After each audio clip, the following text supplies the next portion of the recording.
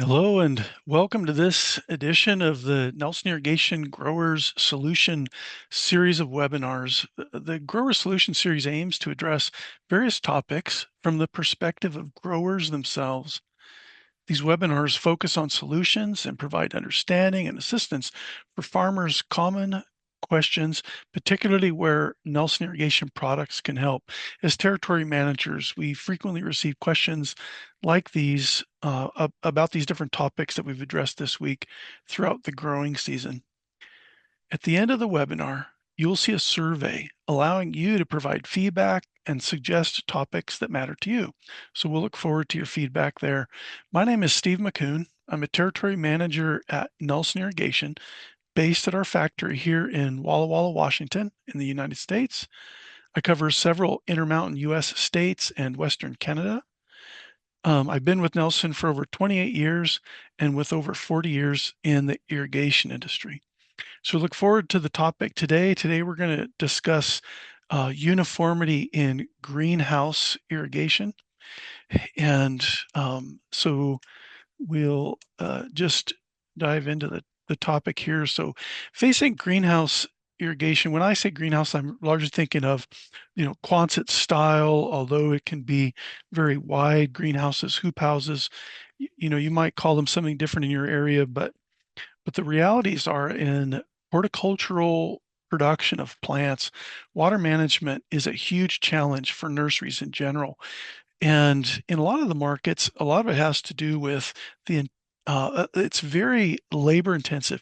Now we've got great tools. The industry does in general, and certainly Nelson Irrigation does have great tools for automating those systems. But if you're doing it by hand, as is often the case, it's very, very labor intensive. And the other reality is that these pots, the way they're placed, is that about only 30% at any one given point in time of the water is beneficially used by the plant, and then often has to be reused. So as the water is reused and reused, it may be treated often and filtered and things like that. But that makes the need for uniformity very, very important in this type of an environment.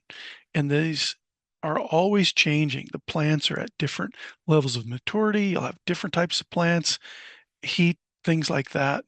And then there's some types of plants, seeds or young transplants that can be very, very sensitive to droplet energy.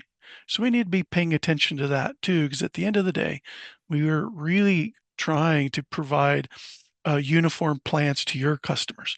That's what your goal is, and then we can help with irrigation uniformity. So let's continue to talk about some of the realities of that.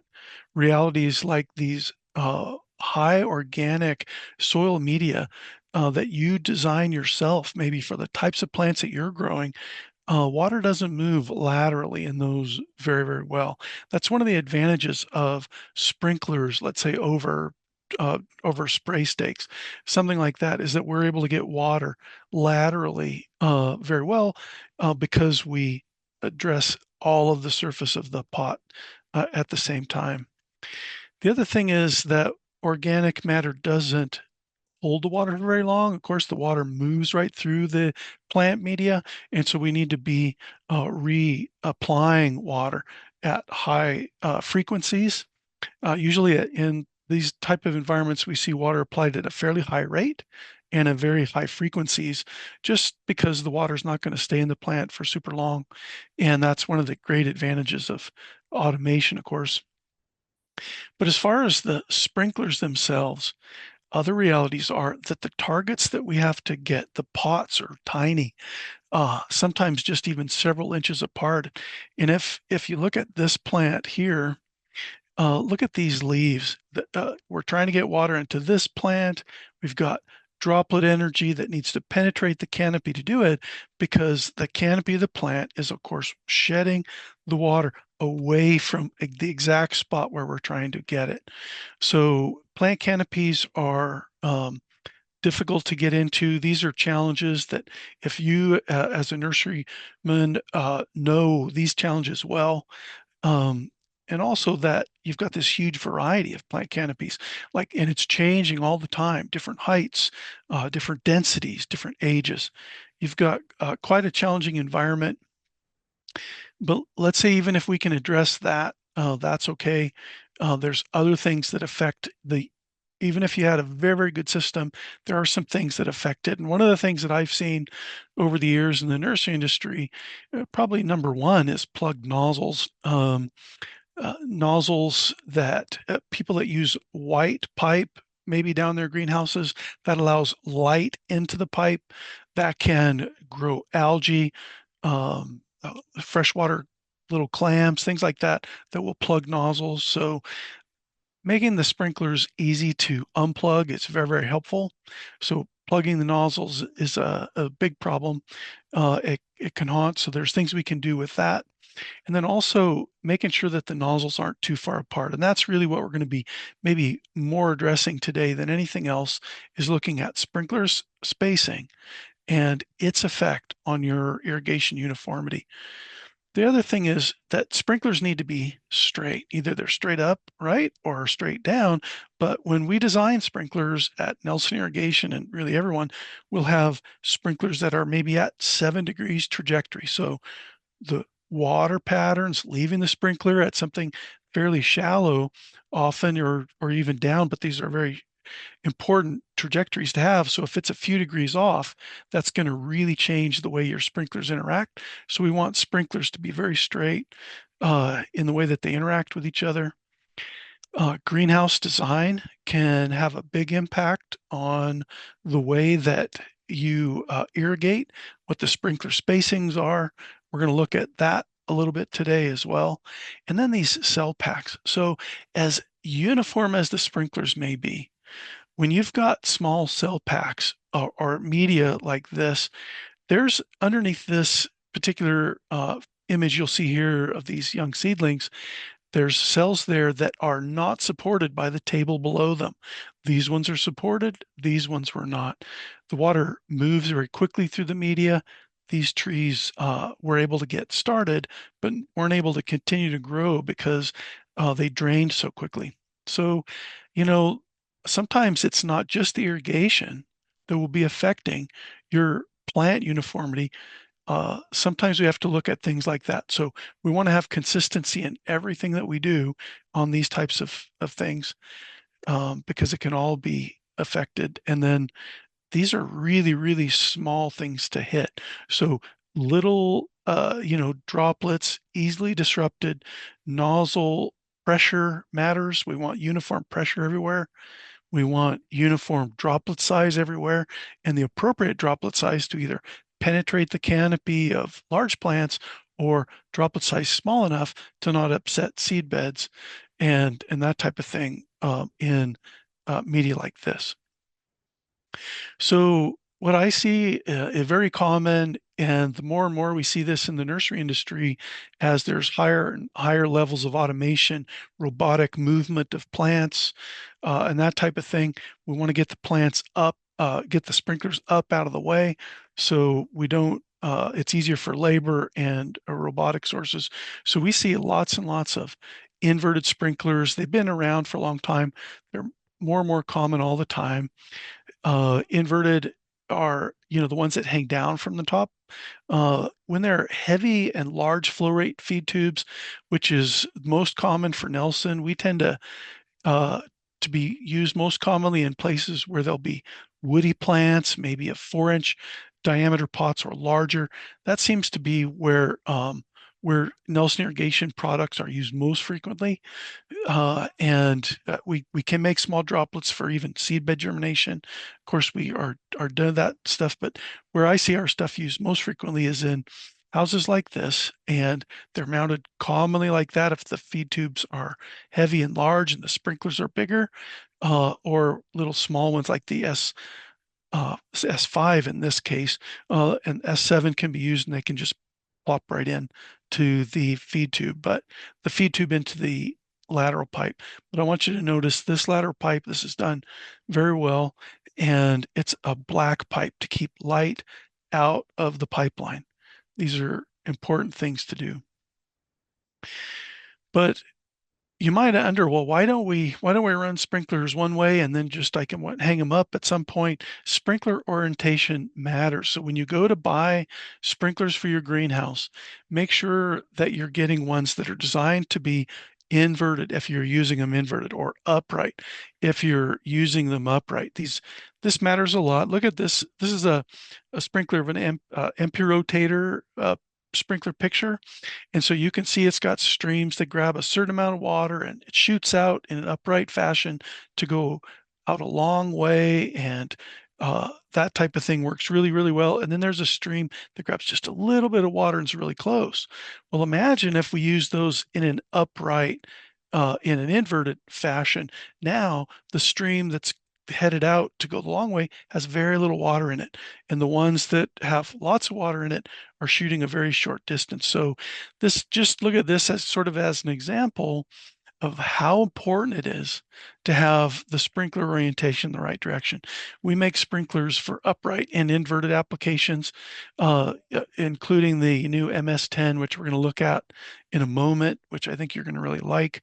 But this matters a lot. If we're interested in part circle sprinklers, while we're talking about the MP rotator, your Nelson irrigation dealers have access to MP rotator sprinklers, including the feed tube assemblies from agriculture that can be used very tidily along the edge of a greenhouse. So if you have a greenhouse that's not very wide and you want nothing in the center, but you don't want to support things from the top either, you might consider the MP rotator sprinkler, a very high uniformity sprinkler available through Nelson Irrigation, and they can be placed in this along the sidewalls there. But most commonly, we've got inverted sprinklers that are full circle and with this goal of providing very, very high uniformity water to be able to provide high uniformity product to your customers. And so that's going to say when we've got very good uniformity, we want to apply just the amount of water that's needed. That means all the inputs you put in there as well, including the fertilizers and that type of thing. And then we want to apply it uniformity over the entire region and through the entire growing season. So we need to maintain that high uniformity. Here's a picture I'd like you to look at, and this is easy to tell. This is, of course, not in a nursery necessarily. It's a cultivated field with impact sprinklers. So these are, impact sprinklers are things that are common to all of us. We've seen them around for a long time, but it's easy to tell in a field that's cultivated, it's drying out. You can see what uniformity, a poor uniformity looks like. So we've got areas of very low water and areas of a lot of water. And so it doesn't dry evenly. So this is we've got sprinklers that are not straight on their risers, this type of thing. So this is a good example of what it doesn't look like, and you don't want this to be the case in your greenhouse. So let's talk about irrigation coverage in a greenhouse. If you've got spacing that's wide, and why it matters. So spacing irrigation does matter, and round sprinklers in these square or rectangular patterns have impacts. And so we're making compromises here. So if you have a wide spacing, we've got 4 sprinklers here that are equally spaced. We think about now in this area, we've got 4 sprinklers covering that. In this area, there'll only be 3. In this area, because the diagonal distance is so far, there are only 2. And so if you think about this, if this is 100% of your sprinklers, this is only 75% of your sprinklers. This is only 50% of your sprinklers covering that area. And now imagine penetrating a canopy with 50% the number of sprinklers in one area than the other. We need lots of angles of approach to any given pot. We want to be able to penetrate the canopy with enough droplet energy to be able to do that. And then this is what the result would be. In that case, you can see a big variety of change of water application rate. But now if we go with closer sprinkler spacings, and this is why I suggest that sprinkler spacing matters a great deal, because when we've got now that same area, but we're going, even if it's a smaller flow rate, but more sprinklers. Now, in any given one of those areas, here we've got 8 sprinklers contributing to that location. 7 there, 6 there. So it's not all exactly the same, but now these are only 12.5% changes each sprinkler change versus 25% changes.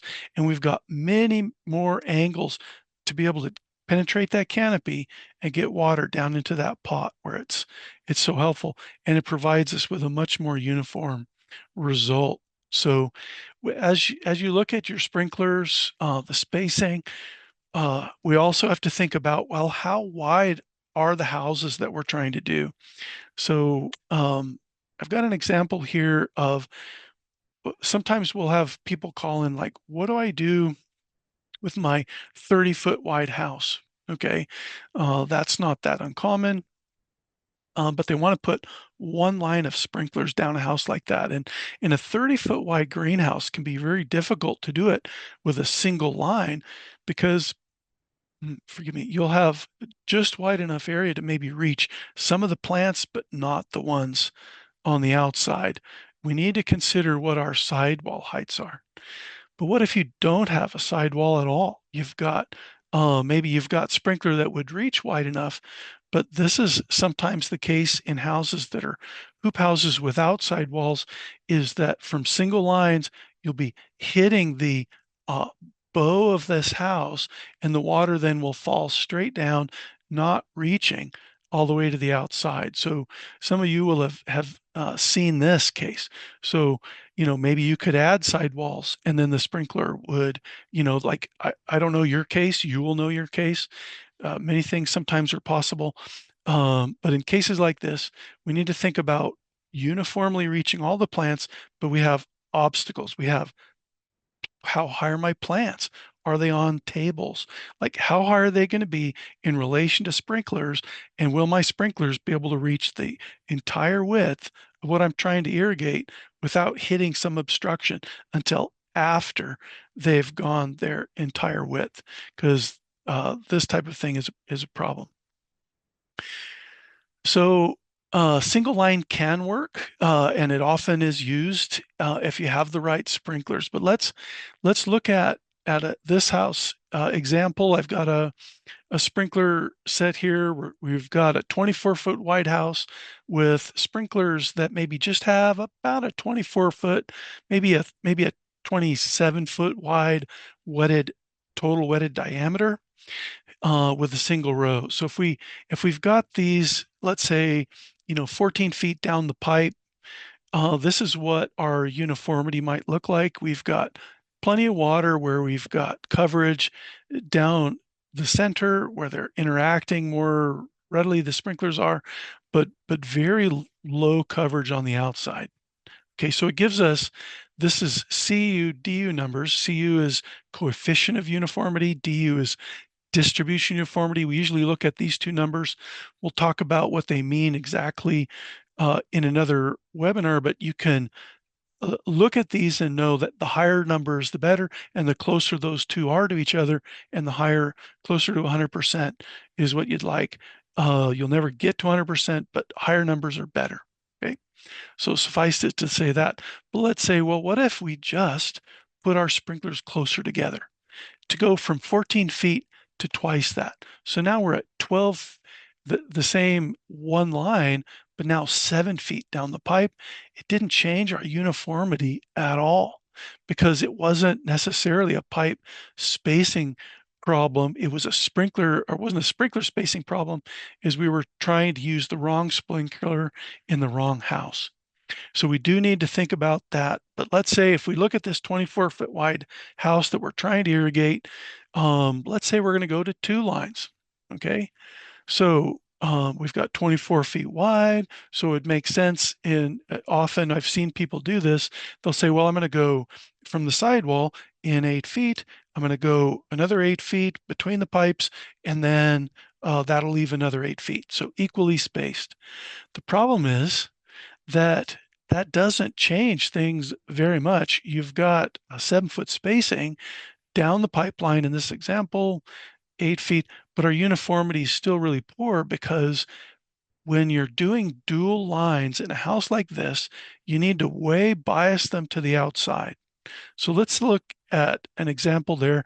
Here we've got in an equally spaced example, CU and DU numbers of 71, 56.